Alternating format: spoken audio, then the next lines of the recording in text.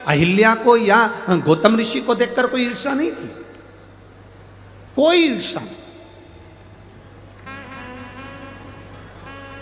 बहुत विद्वान भी अगर कोई है और उनकी धर्म पत्नी अगर है, अगर वो धर्म पत्नी सत्संग नहीं करती, कीर्तन नहीं करती, भगवान की भक्ति में नहीं डूबती, किसी गुरु की शरणागति में बैठकर सत्संग उसने नहीं करा होता, तो विद्वान से विद्वान अगर व्यक्ति भी कोई है तो उसकी पत्नी को किसी न किसी से ईर्ष्या का भाव उत्पन्न हो ही जाता है।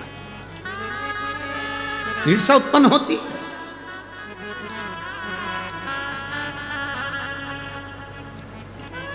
शिव महापुराण की कथा सुनने के लिए जितने भक्त यहां पहुंचते हैं, शंकर भगवान की कथा सुनने के लिए जितने जितने भक्त कथा के पंडाल में पहुंचते हैं, टीवी पर कथा देखते हैं, मोबाइल पर कथा श्रवण करते हैं, जितने भक्त यहां कथा सुनने के लिए पहुंचते हैं, इनके मन में कभी ईर्ष्या नहीं रहती। उसका कारण केवल एक होता है, हमें कथा सुनने जाना है, कौन आगे बैठा हमें उससे मतलब नहीं, कौन पीछे बैठा हमें उससे कोई मतलब नहीं। कथा शंकर भगवान की शिव महापुराण का जो श्रोता होता है उसके हृदय में ईर्ष्या नहीं होती। वो अपने साथ बैग के अंदर एक पन्नी लेकर चलता है, एक बिछाने की दरी लेकर चलता है, एक छाता लेकर चलता है, 2 पानी की बोलो बोलो जम के बोलो बॉटल लेकर चलता है। उसको मालूम है कथा का पंडाल सुबह 10 बजे 11 बजे 12 बजे तक पूरा फुल हो जाएगा, मुझे बैठने की जगह नहीं मिल सकती क्योंकि मैं लेट जा रही हूँ। उसने अपने झोले के अंदर एक दरी रख ली, उसने अपने झोले के अंदर 2 पानी की बोतल रख ली, उसने अपने दरी के उसके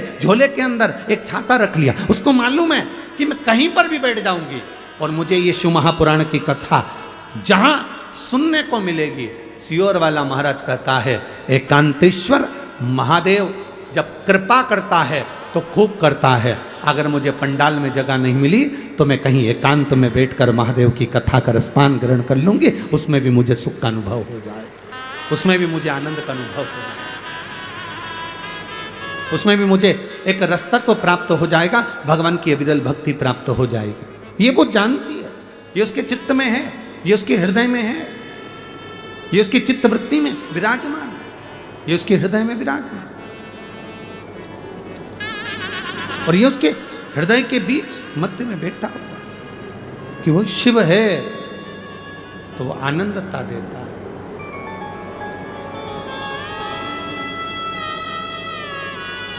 सुख देता है, ईर्ष्या नहीं है। पर गौतम बाबा की धर्म पत्नी माता अहिल्या सुबह उठना, बुआरी लगाना, रंगोली डाल देना, जल छोड़ देना, पूरे आनंद के साथ गौतम ऋषि जिस शिव भक्ति में लगे रहते थे, अहिल्या माता उनकी शंकर के पार्थिव शिवलिंग का निर्माण करने के लिए मट्टी को तैयार करती थी। इस पंचवटी भूमि का सबसे बड़ा प्रमाण है इस नासिक की धरा, गोदावरी की तट का सबसे बड़ा प्रमाण 2 है। यहाँ गौतम ऋषि की धर्म पत्नी माता अहिल्या भी मिट्टी तैयार करती थीं जिससे पार्थिव शिवलिंग का निर्माण होता था। और इस गोदावरी के तट पर, इस त्र्यंबक बाबा के तट पर, इस पंचवटी की पवित्र भूमि पर एक यमराज की धर्म पत्नी, एक यमराज की धर्म पत्नी जिसका नाम था धुमोरना, एक वो भी मिट्टी को एकत्रित करती थी और शिवलिंग का निर्माण करती थी। एक गौतम बाबा की धर्मपत्नी, एक यमराज की धर्मपत्नी, इनका नियम था शिवलिंग का निर्माण, पार्थिव शिवलिंग की मिट्टी तैयार करना और तैयार करके अपने पतियों को प्रदान करना।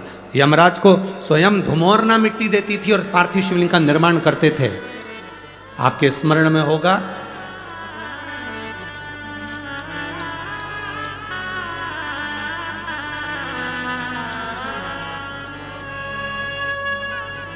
एक बार यमराज ने स्वयं ब्रह्मा जी से एक प्रश्न किया था, स्मरण करिएगा। गर्ग संहिता, कूर्म पुराण और ब्रह्म विवर्त पुराण का यह संवाद बड़ा सुंदर है। आज देव दीपावली के इस पवित्र कथा का लाभ अपन ले रहे हैं, अपने भीतर उतारिएगा। यमराज, धर्मराज स्वयं यमराज ब्रह्मा जी के पास में गए और यमराज ब्रह्मदेव के पास में जाकर ब्रह्मा जी के सम्मुख में खड़े हो गए। अब ब्रह्मा जी के सारे मुख नेत्र बंद थे, स्मरण नहीं आया ब्रह्मा जी को। माता वीणा वादनी ने आवाज लगाकर अपने स्वर में अपनी वीणा से कहा, ब्रह्मदेव दरवाजे पर यमराज आए हैं। ब्रह्मा जी ने अपने नेत्र खोले और ब्रह्मा जी ने जो नेत्र खोले तो सामने क्या देखते हैं कि यमराज खड़ा हुआ।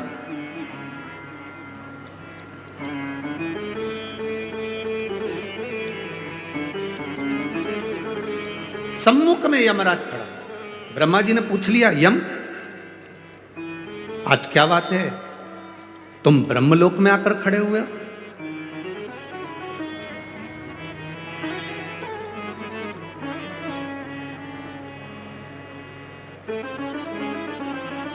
यमराज ने कहा, ब्रह्मा जी, मैं संसार के पापी जीवों को नरक का भोग भुगताता हूं। मैं मृत्यु लोक से आने वाले जितने जितने पापी जीव हैं इनको यम का नरक का भोग भुगताता हूं। इन जीवों को जब नरक का भोग भुगताता हूंगा तो उसका थोड़ा ना थोड़ा दोष मुझे भी तो लगता होगा। ब्रह्मा जी ने कहा, आप तो पूरा निर्णय देने के बाद भोग भुगताते हो तो आपको पाप लगना ही नहीं चाहिए। परंतु यमराज ने कहा, नहीं, मेरी धर्म पत्नी धुमोरना कहती है, मेरी धर्म पत्नी धुमोरना ने कहा है कि अगर आप जीव को नरक का भोग भी भुगता रहे हो तो कुछ ना कुछ दोष तुम्हारी जिंदगी में लगेगा जरूर। मैं क्या करूं? ब्रह्मा जी ने कहा, इसका उत्तर तो मैं नहीं दे सकता, पर इसका उत्तर आपको भगवान नारायण दे सकते हैं। यमराज उसी समय पर ब्रह्मा जी को प्रणाम करे, यमराज के वहां से सीधे भगवान नारायण के पास पहुंच गए। नारायण के दरवाजे पर जैसे बैकुंठ में पहुंचे, माता लक्ष्मी नारायण के चरण दबा रही थी और यमराज ने आकर भगवान के चरणों को प्रणाम करा। जय जयकार हो प्रभु, श्रीमन नारायण, हर हर महादेव। प्रणाम कर पूछा, लक्ष्मी जी चरण दबा रही थी। लक्ष्मी जी ने संवाद किया, प्रभु यम आए हैं। भगवान नारायण के नेत्र खुले, उठकर भगवान नारायण बैठे। क्या बात है यम, कैसे आना हुआ? यम ने कहा, जीवों को जब मैं त्राण देता हूं, जीवों को जब मैं नरक भुगताता हूं, उस समय पर मेरे को भी तो दोष लगता होगा। उस दोष की मुक्ति कैसे, उस दोष का निवारण कैसे? भगवान नारायण ने कहा, सुनो यम,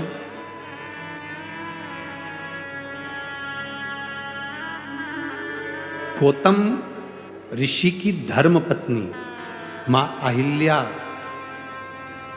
स्वयं भगवान शंकर से प्रार्थना कर कर उनकी सिर की गंगा की एक धार 7 केश हटाकर पृथ्वी पर लेकर आई है, जिसका नाम गोदावरी है। अगर यम भूल से भी एक बार उस भूमि पर स्वयं रामचरण रखेंगे, वो गोदावरी का तट सरल नहीं होगा। जहां पर स्वयं रामचरण रखेंगे, वो गोदावरी का तट सरल नहीं है।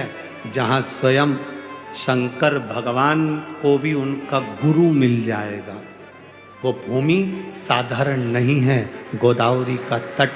तुम एक काम करो यमराज, मृत्यु लोक में जाओ, गोदावरी के तट पर जिस पंचवटी में भगवान राम प्रवेश करेंगे, उस पंचवटी भूमि पर वन क्षेत्र में, जंगल क्षेत्र के अंतर्गत गोदावरी के एकांत स्थान में बैठकर तुम शिवलिंग का निर्माण कर कर उसका पूजन करो। तुम्हारी जिंदगी में अगर कोई जीव का दोष भी होगा तो वो समाप्त हो जाएगा। कैसा भी दोष हो समाप्त हो जाता है। आज आप लोगों से ज्यादा हमारी किस्मत बहुत धनी हुई है, हमारी किस्मत आज धन भागी हुई है कि इस पवित्र भूमि पर धुमोरना यमराज की पत्नी शिवलिंग बनाती थी, यमराज पूजन करते थे और यमराज के ऊपर का दोष भी समाप्त हो जाता था। आज वो पवित्र भूमि पर शिव पुराण गाने का सौभाग्य मिला। पुराण की कथा को सुन रहे हो। देव दिवाली जो प्रारंभ हुई थी वो त्रिपुरासुर के वध के बाद देवताओं ने इस दिवाली को मनाया था। उस कथा का तत्व ग्रहण करने का तुम्हें और हमको सौभाग्य मिला है।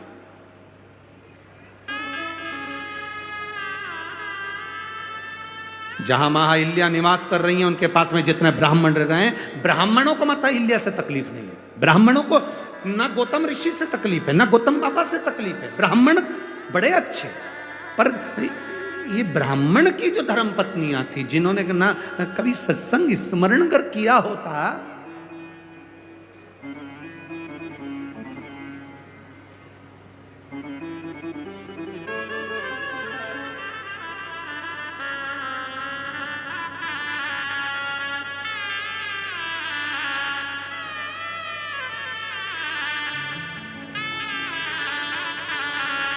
जिसका पति बहुत विद्वान है, जिसका पति बहुत ज्ञानवान है, बहुत विद्वान है, थोड़ा भी अगर अपनी जिंदगी में हम उतारेंगे तो उसका सुख मिलेगा। ब्राह्मणों की पत्नी ने ब्राह्मणों से कह दिया, वो अहिल्या मट्टी तैयार करती है, शिवलिंग बनवाती है अपने पति से, और पति उस शिवलिंग का पूजन करते हैं। इतनी भक्ति में डूबी रहती है कि लोग आते हैं उसके चरण छू कर जाते हैं, उसको प्रणाम कर कर जाते हैं।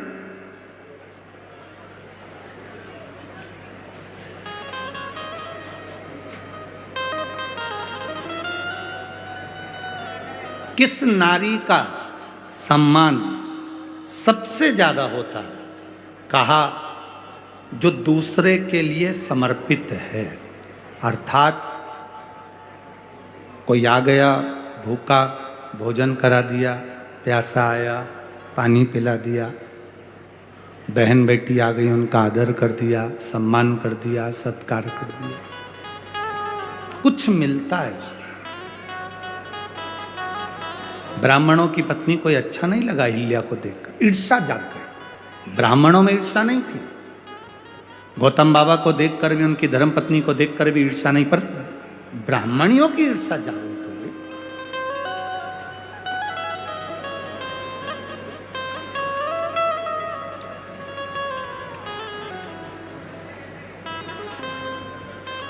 अब जब ईर्ष्या जागृत हो गई तब ब्राह्मणियों ने अपने अपने पतियों से कहा, सुनो, ये गौतम ऋषि की पत्नी और गौतम ऋषि हमारी भूमि पर नहीं रहना चाहिए, इनको धक्के मारकर निकाल दो, ऐसा कुछ करो कि इनका पद, प्रतिष्ठा, इज्जत, सम्मान सब घट जाए। कुछ ऐसा करो कि इनकी पद, प्रतिष्ठा, इज्जत, मान, सम्मान कुछ घट जाए, करो कुछ ऐसा। अब क्या करा जाए ऐसा कि पद, प्रतिष्ठा, इज्जत, सम्मान चले जाए? तो ब्राह्मणों ने भगवान श्री गणेश जी महाराज का आवाहन किया। गणेश जी महाराज का आवाहन कर कर गणेश जी की स्मरण पूजन करी। स्मरण पूजन कर कर गणेश जी महाराज प्रकट हो गए। गणेश जी ने कहा, मांगो ब्राह्मणों, तुम्हें क्या चाहिए? ब्राह्मणों ने कहा, बस एक काम कर दो कि ये गौतम बाबा के ऊपर गौ हत्या का दोष लग जाए, ऐसा कुछ कर दो। गणेश जी ने पूछा कि ये बताओ कि गौतम ऋषि ने तुम्हारा बिगाड़ा क्या? गौतम ऋषि ने क्या कह दिया? गौतम ऋषि ने शब्द कह दिए, गौतम ऋषि ने गाली दे दी, गौतम ऋषि ने अपशब्द कह दिया, या माँ अहिल्या ने कोई अपशब्द कह दिया, या ताना दे दिया हो, या अपशब्द कह दिया हो, या आड़ी टेढ़ी बात कह दी हो, तो बात दूसरी। ना तो गौतम ऋषि कुछ बोले हैं, ना माँ अहिल्या कुछ बोली हैं, फिर क्यों ये गौतम ऋषि पर अपशब्द कहना? केवल ब्राह्मण की धर्म पत्नियों का ये विचार नहीं था, यहाँ रखे हैं, नहीं स्मरण में आता उसके पास। क्या क्या है शिव, क्या देता है, क्या करता है शिव, उसका स्मरण आपको मालूम है। शिव कथा कर रहे हैं।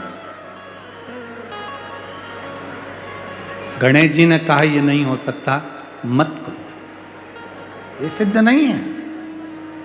क्यों ईर्ष्या रखती है, किस लिए, काहे के लिए ईर्ष्या?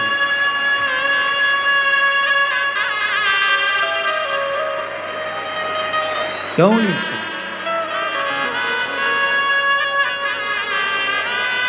किस बात की ईर्ष्या अपनी जिंदगी में रखना, किस बात की ईर्ष्या? और उस ईर्ष्या से कारण क्या? अपना ईर्ष्या से भला नहीं हो सकता, ईर्ष्या से अपना भला नहीं हो सकता, ईर्ष्या से अपना बुरा ही होगा। ईर्ष्या से कभी अपना भला नहीं हो सकता कि अपना भला हो, ईर्ष्या से हमेशा बुरा ही होता है। तो शिव महापुराण की कथा कहती है, गणेश जी महाराज ने समझाया, गणेश जी महाराज ने कहा ये ठीक नहीं है, आप ईर्ष्या ना करिए, और ये ईर्ष्या श्रेष्ठता नहीं देगी आपको। क्यों किसी गौतम बाबा पर, क्यों अहिल्या माता पर, किस लिए, क्यों दोष लगाना, किस लिए दोष लगाना? छोड़ो इस बात को। गणेश जी की बात नहीं मानी, आखिरी में ब्राह्मण पत्नियां जिद पर अड़ गई और ब्राह्मण पत्नियों ने कहा नहीं गणेश जी महाराज आपको तो वर देना ही पड़ेगा, चाहे कुछ भी हो जाए, इस गौतम ऋषि पर गौ हत्या का दोष तो आपको लगाना ही पड़ेगा। गौतम ऋषि पर गौ हत्या का दोष तो आपको लगाना पड़ेगा, जरूरी है। और ये गौतम ऋषि पर गौ हत्या का दोष लगे, तब गौतम ऋषि को धक्के मारकर जब निकाला जाए, तब उसमें प्रसन्नता, तब उसमें प्रसन्नता। देखो देवता जब देते हैं तो पल्ला, जम के बोलो, जम के जरा, देवता जब देते हैं तो पल्ला झाड़ कर देते हैं, और महादेव जब देते हैं तो छप्पर फाड़ के देते हैं। उसकी देने की रीति अलग है, वो स्वयं जाने, स्वयं। शिव कथा कह रही है, गणेश जी ने समझाया, नहीं मानी, और गणेश जी के समझाने पर भी नहीं मानी, तब गणेश जी गाय बन गए, और गणेश जी गौ माता बनकर, दुर्बली सी गाय बनकर, दुर्बल सी गाय बनकर वहाँ विहार करने लगे। गौतम बाबा की उस कुटिया में विहार, घूम रहे।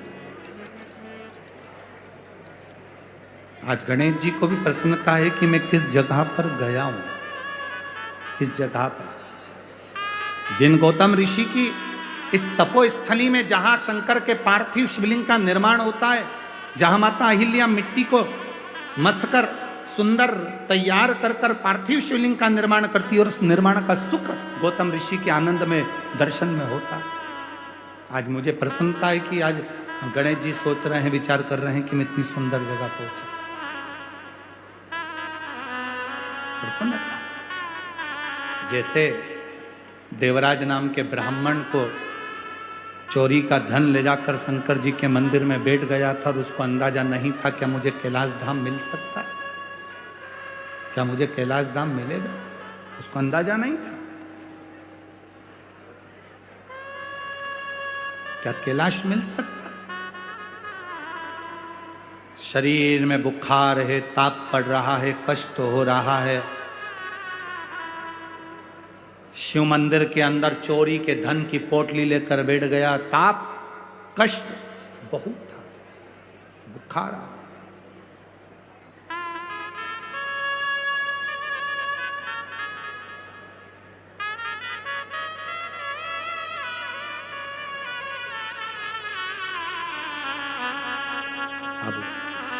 ना शरीर में कष्ट।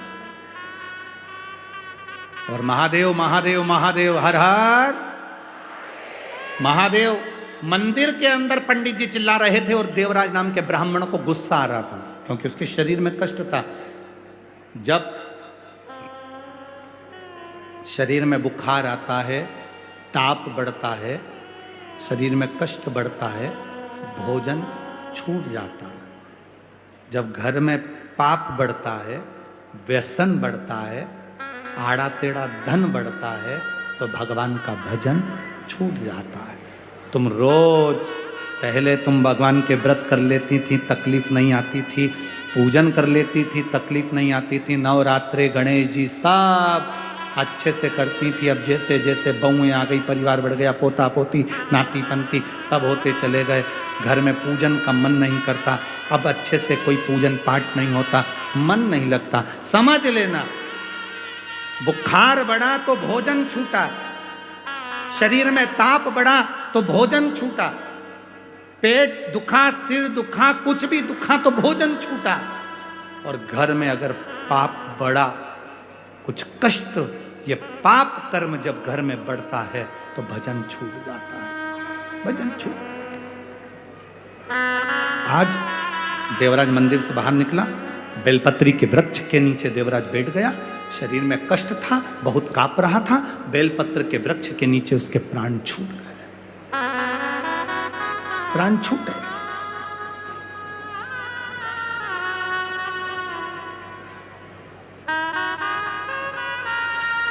किसी ने पूछा धूलिया में, गुरुजी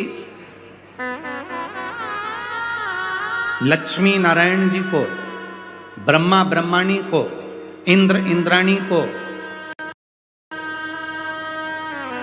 कुबेर को, वैभव को, सत्ता को, धन को अगर प्राप्त करना है तो ऐसी कौन सी जगह है जहां बैठकर हम भगवान को, उस लक्ष्मी को, सुख को प्राप्त कर सकते हैं।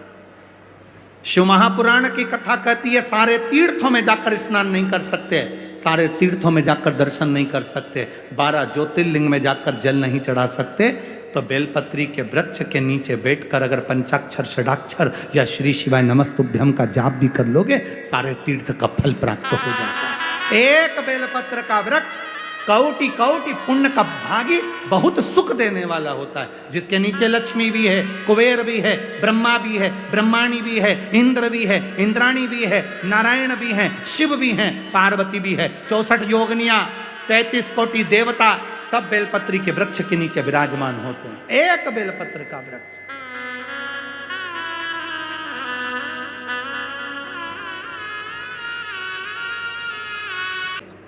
बिंदु ब्राह्मण प्राण छूटे प्रेत की योनि में चले गया। चंचुला देवी ने शंकर पार्वती से कहकर शिव महापुराण की कथा कर। शिव महापुराण का अगर कोई यजमान होता है तो शिव और पार्वती होते हैं। शिव महापुराण का यजमान बनने का सौभाग्य मिला हो, पोथी पूजन का सौभाग्य मिला हो, आरती का यजमान बनने का सौभाग्य मिला हो, भजन करने का सौभाग्य मिला हो, पोथी पर एक बेलपत्र चढ़ाने का सौभाग्य अगर मिला हो, तो समझ लेना कि बाबा ने कृपा कर कर आपको शंकर और पार्वती का पद प्रदान करा है, जो तुम यजमान बनकर पोथी का पूजन कर रहे हो, आरती कर रहे, स्मरण कर रहे। करोड़ों का धन लगा दो तो भी ये सुख की अनुभूति नहीं हो सकती जो बाबा के श्री चरणों का सुख है।